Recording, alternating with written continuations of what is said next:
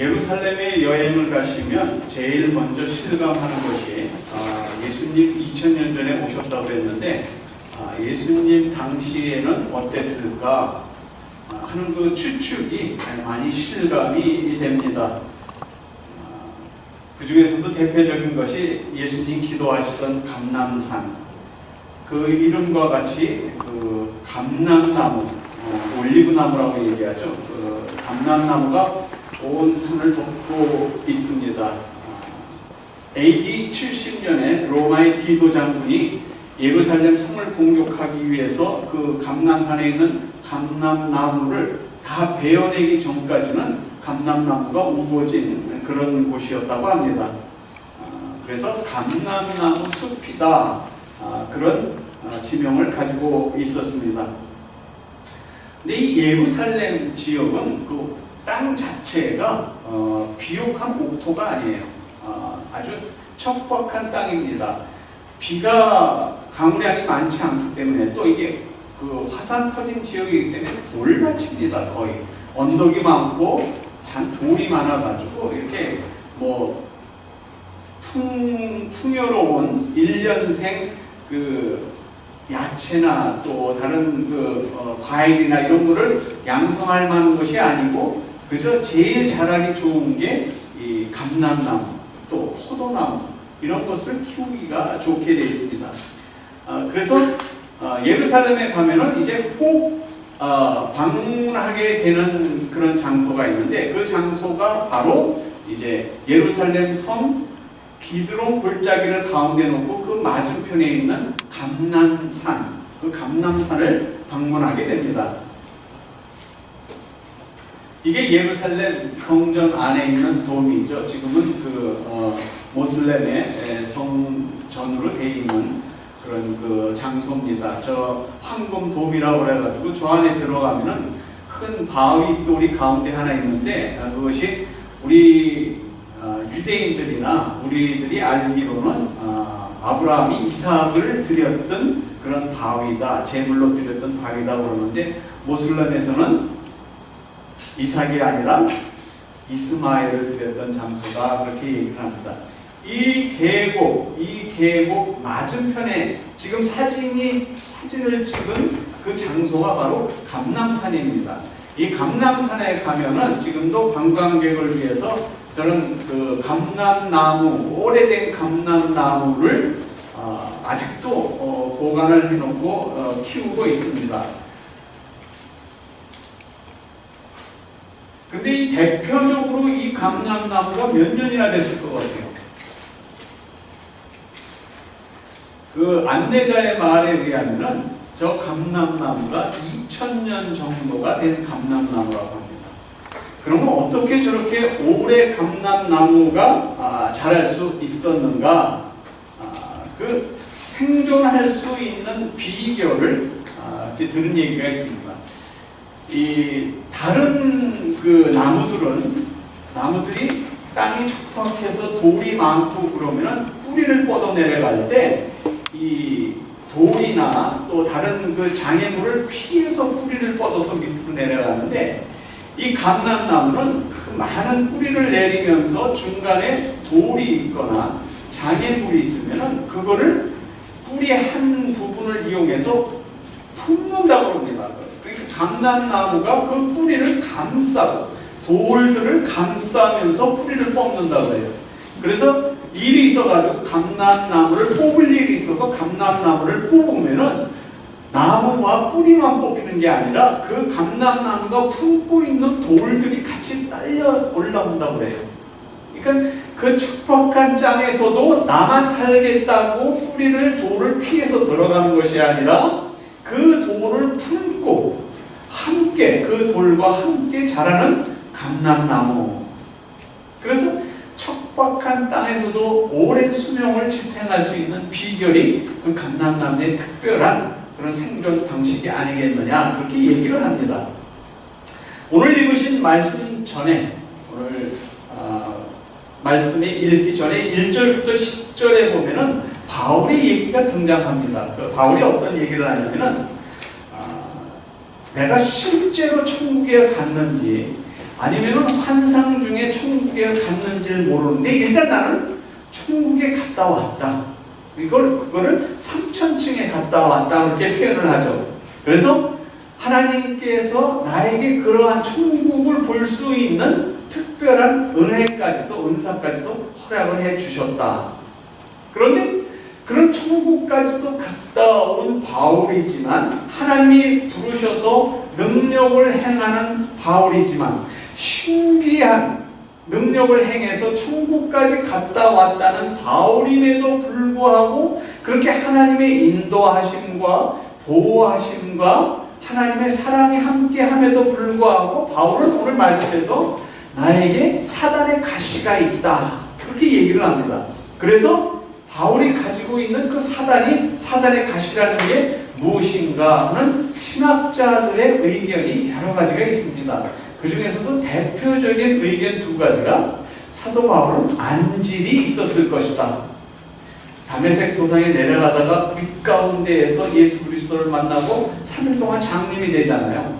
그때 그 빛을 만났기 때문에 안질에 눈에 문제가 있었을 것이다. 그래서 한번 상한 눈이기 때문에 평생 그 안질을 가지고 가야 됐다. 그런데 한쪽에서는 또 바울이 설교할 때나 또 바울의 그 말 언변이나 이런 것 때문에 상당히 많은 사람들이 바울을 비난합니다. 그래서 바울이 혹시 간질병을 가지고 있지 않았겠느냐?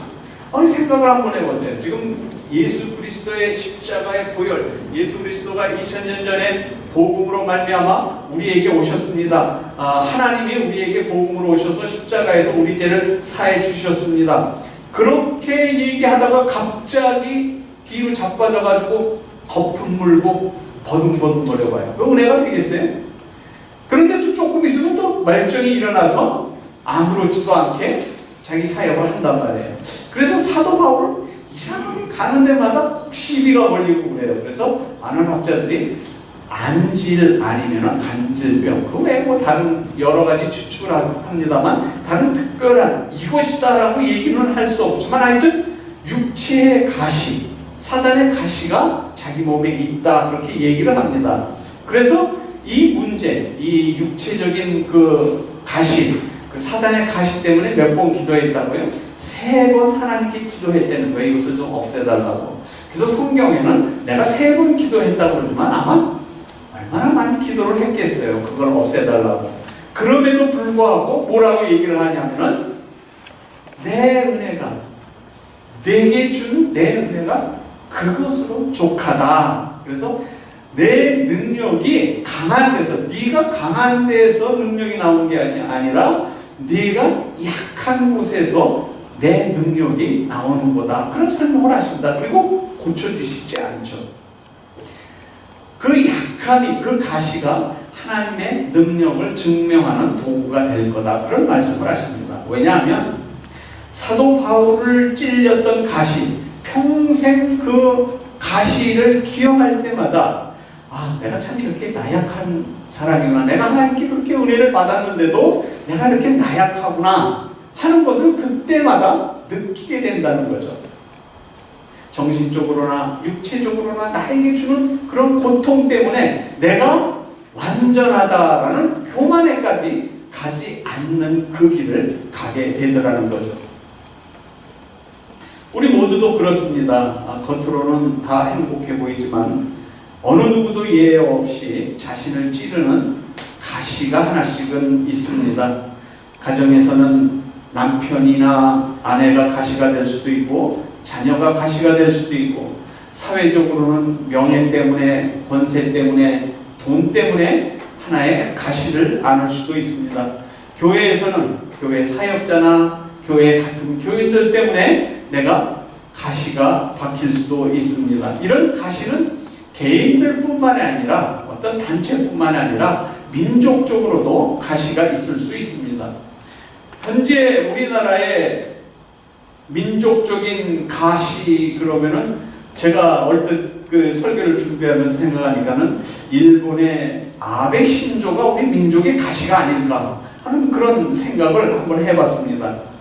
개인적으로나 민족적으로나 어떤 단체의 가시가 있다는 것은 굉장히 힘들고 괴로운 겁니다. 그래서 매우 어렵습니다. 성경에서 민족의 가시가 된 예는 모세의 인도에 따라서 이스라엘 백성이 이제 400년 동안 종살이 하던 곳에서 출애굽을 합니다. 그리고 광야에서 40년 생활을 하고 최종적으로 하나님이 약속한 가나안 땅에 들어가게 명령을 하십니다. 이때 들어가기 전에 민수기에 보면은 그런 말을 합니다. 너희가 내 말 안에 거하면 내가 너희를 축복하겠고 내 말에 거하지 않으면은 너희를 내 손에서 내치겠다 하는 그런 말씀을 하십니다. 그런데 가나안 땅에 들어가서 이스라엘 백성이 한 건 뭐예요? 처음에 잘해야지. 그러다가 조금 지나면은 하나님을 만홀히 여기고 하나님의 말씀에 복종치 않다가 그 다음에는 하나님이 진노하니까는 하나님이 진노하사 이방인 손에 이스라엘 민족을 붙여서 노예로 팔려가고 이스라엘이 그 예루살렘이 점령이 되고 해서 때로는 70년 노예로 팔려가고 때로는 40년 노예로 팔려가고 그렇게 이스라엘 백성이 팔려갈 때마다 다시 또 회개하죠. 그것도 그 당대에서 회개하는 게 아니라 2세, 3세 지나가면서 회개를 하고 그 민족이 대대로 내려오면서 하나님과 함께 하기 위해서 회개하면 하나님이 또 용서해 주십니다. 그럼 용서해 주시면 또 처음에 잘하다가 조금 지나면 또 딴짓거리하고 이게 결국은 이스라엘의 역사예요. 그 이스라엘의 역사를 지나면서 민수기에서는 그렇게 얘기를 합니다. 너희가 만일 그 땅 범인을 너희 앞에서 몰아내지 아니하면 너희의 남겨둔 자가 너희의 눈에 뭐가 된다? 가시와 너희의 옆구리에 찌르는 것이 되어 너희 거하는 땅에서 너희를 괴롭게 할 것이다. 이스라엘 민족에게 있었던 가시, 바울에게 있었던 사단의 가시 같은 것이 우리들에게도 있는데 이 문제를 어떻게 해결을 해 나가야 되느냐? 문제 해결 방법을 찾기 전에 한 가지 분명한 것은 하나님께서 나에게, 이스라엘 백성에게, 우리 민족에게 또 우리 단체, 내가 소속된 어느 단체에 사단의 가시 같은 것이 있다면 그것은 우리를 멸망시키려고 하는 것이 아니라 우리를 훈련시키며 단련시키기 위해서 그 가시가 있다는 것을 명심하시기 바랍니다. 즉 나를 사랑하시기 때문에 나를 단련시키기 위해서 주님의 방법으로 그 일을 하셨다는 것을 깨달으면 그것이 나의 가시가 나를 멸망시킨 것이 아니라 나를 훈련시키고 나를 더 잘되게 하나님 곁으로 이끄시기 위한 방법이 될 수 있다는 겁니다. 그래서 고린도 후서 12장 10절에는 그렇게 얘기합니다. 여러 계시를 받은 것이 지극히 크므로 너무 자고하지 않게 하시려고 내 육체의 가시 곧 사단의 사자를 주셨으니 이는 나를 쳐서 너무 자고하지 않게 하려 하심이니라. 나를 찌르는 사단의 가시가 있는데 나를 고통스럽게 찌르는데 그 사단의 가시가 있는 이유는 나를 교만하지 않게 하기 위해서라는 거죠. 내가 가진 교만, 이 교만이 사람한테 일단 들어가기 시작하면은 감당할 수가 없는 겁니다. 절제하기가 힘든 겁니다. 그래서 나를 항상 그러니까 기억이 나게 하기 위해서, 교만하지 않게 하기 위해서 가시를 주셨다. 그렇게 얘기를 합니다. 바울은 예수님 승천하시고 예수님 재림하시겠다 약속하시고서 승천하신 그의 최초의 대신학자입니다.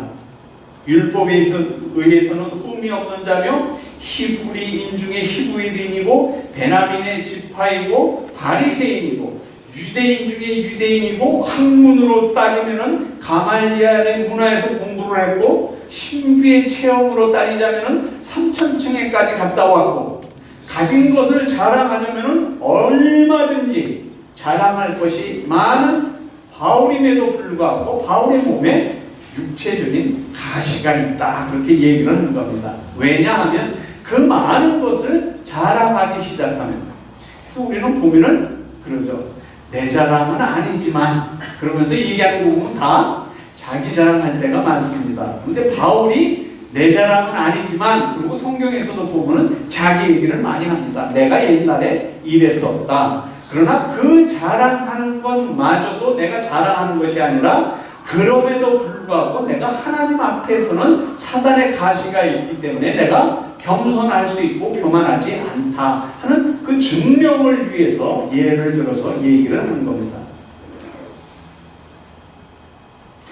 바울을 좀 더 겸손하게 만드시고 하나님의 일을 위해서 능력을 행하시고 병을 고치기도 하지만 바울이 자신을 바라다 볼 때는 자신의 몸에 있는 사단의 가시 하나도 육체적인 가시 하나도 없앨 수 없는 정말 능력이 없는 그런 종으로 있으면서 하나님을 의지해서 최선을 다하라고 그 일을 맡기시기 위해서 하나님이 사단의 가시를 허락하셨다는 겁니다. 왜냐하면 너무 잘 나가면 교만하니까 그 교만을 막기 위해서라는 겁니다. 그러니까 작년 말에 이곳 델리시드로 이사를 오면서 어느 교회 가면은 교회가 한꺼번에 갈라져서 두 패로 나누고 세 패로 나눠지고 한 곳으로 몰려서 떠난다 하는 그런 경우는 아니었습니다. 저희가 이렇게 옮겨올 때 각각의 교회는 사랑하지만 여러 가지 사정으로 인해서 원하는 곳으로 많이 떠났습니다. 그래서 누구나가 이해할 수 있고 그럴 수밖에 없는 이유로 인해서 많은 성도들이 교회를 떠났습니다. 직분자들이 교회를 떠났기 때문에 이제 새로운 일꾼을 세워서 교회에 좀 힘을 불어넣어줘야 되겠다 해서 장로의 직분을 권면했고 권사의 직분을 권면했습니다. 그런데 한 사람도 그 직분을 받겠다는 사람이 없는 거예요. 모든 분들이 그냥 지금 현재의 직분에서 최선을 다하겠습니다. 이렇게 교회를 위해서 열심히 일하겠습니다. 그런 새로운 직분은 교회가 부흥된 후에 받겠습니다. 그렇게 말씀을 하십니다. 그런 교회 직분자들에게 그런 겸손한 마음을 주신 하나님께 감사를 드렸습니다.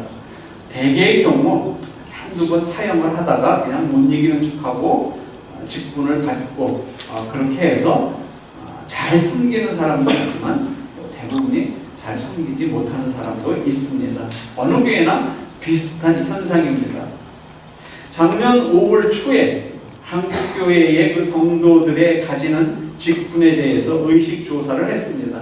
그 결과 80% 이상의 직분자들이 자신이 교회에서 받은 직분을 상하 서열의 질서, 개념으로 이해하고 있다는 거예요.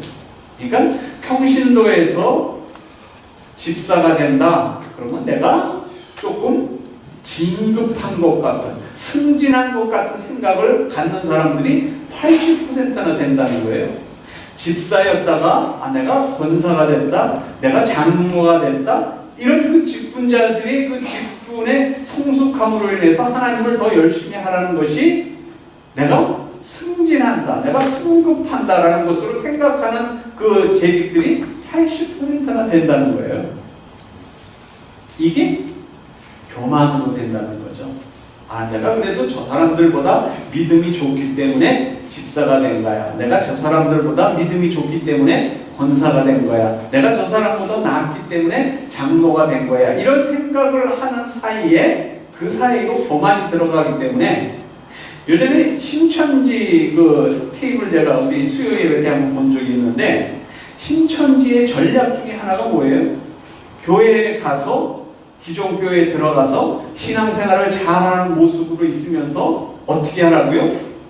장로하고 목사하고 싸움을 붙이려는 거예요. 그러면 장로하고 목사하고 싸움을 붙이면 교회가 갈라진다는 거예요. 그래서 갈라져서 한쪽 틈으로 붙어서 신천지의 세력을 넓혀가라, 이런 일이 있습니다. 교회는 절대로 집사나 권사나 장로가 내가 승진해서 승급해서 얻은 직분이 아니라 더 낮고 겸손한 자리에서 하나님만 섬기라는 그러한 직분으로 아는 사람이 그 직분을 받아야 교회가 잘 운영이 된다는 겁니다. 아직까지도 교회들은 그런 그 승진이나 승급된 것으로 아는 임직자들로 인해 교회가 어려움을 당하고 있는 겁니다. 나는 내가 내 처지를 보니까 정말 내가 임직을 받을 수가 없어. 이렇게 생각을 한다고 하면은 그 사람한테는 나는 이렇게 임직을 받을 수가 없어 라는 그 어떤 일이 여러분의 가시가 될 수 있는 겁니다. 그 가시로 인해서 나는 받을 수 없어가 아니라 그 가시가 있어야, 가시를 품고 있어야 결국은 그 가시로 말미암아 내가 겸손하게 주 앞에 엎드려 주를 섬길 수 있게 되는 겁니다. 우리는 신앙생활의 경험을 통해서 잘 알고 있습니다. 내가 하나님 앞에 간절한 믿음으로 설 때가 언제였던가 보니까 내가 세상적으로 잘 나갈 때 하나님 앞에 엎드리는 것보다 내가 세상적으로 어려웠을 때 더 하나님 앞에 깊이 절실하게 엎드리더라는 거죠. 오늘 읽으신 구절이 그 표현을 하고 있습니다. 우리 다시 한번 같이 읽죠. 시작. 내게 이르시기를 내 은혜가 맞아요? 잘못했어요?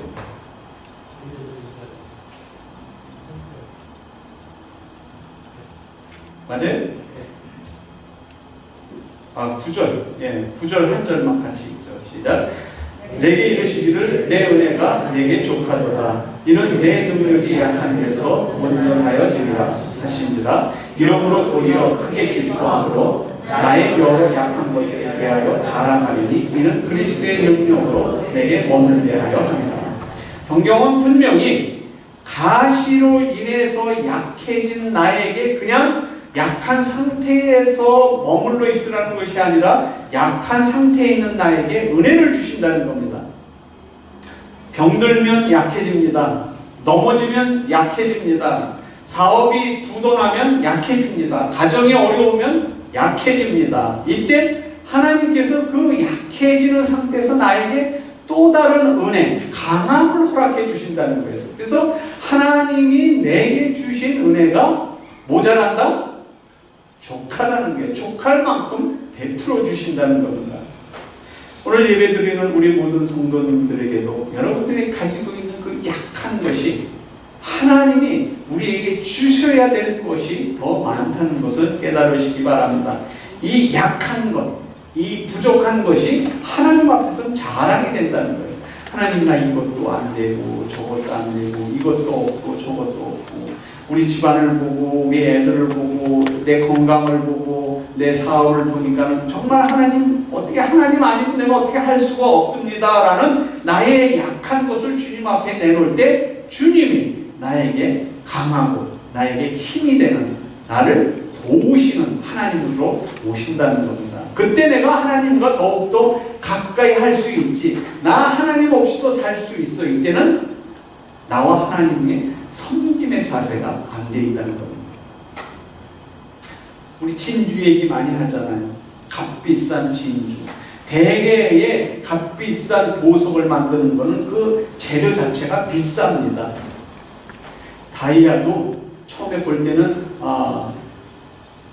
볼품 없는 다이아지만 그것을 갈아서 볼품 있는 다이아를 만들 때 그 원래 다이아라는 원석이 있잖아요. 그거를 갈기 전에 이미 그 자체는 값이 있는, 값어치 나는 거죠.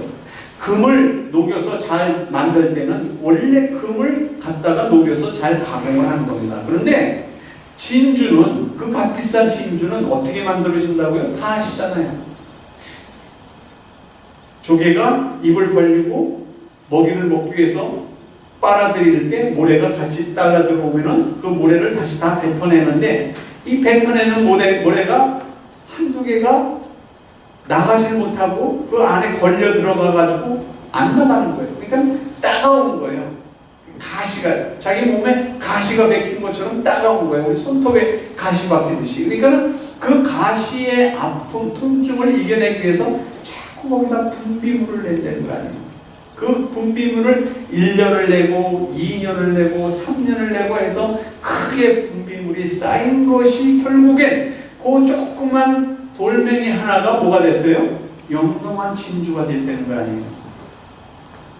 우리의 생을 만들어가면서 우리 인생의 가시가 누구한테나 다 있습니다.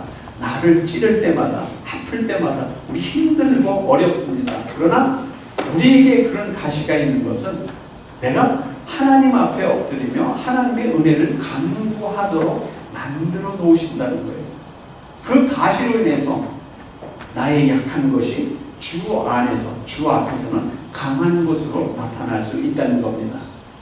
하나님이 주신 겸손, 은혜, 이런 것들로 여러분을 무장하셔서 살아계신 하나님의 영광을 찬미하시면서 나머지 여생은, 복된 여생은 그 가시를 품고 그 가시를 영롱한 진주로 만드는 그러한 조개처럼 아름다운 삶의 그리스도의 이름이 축복받는 그 삶이 되시기를 주 예수 그리스도의 이름으로 축원드립니다.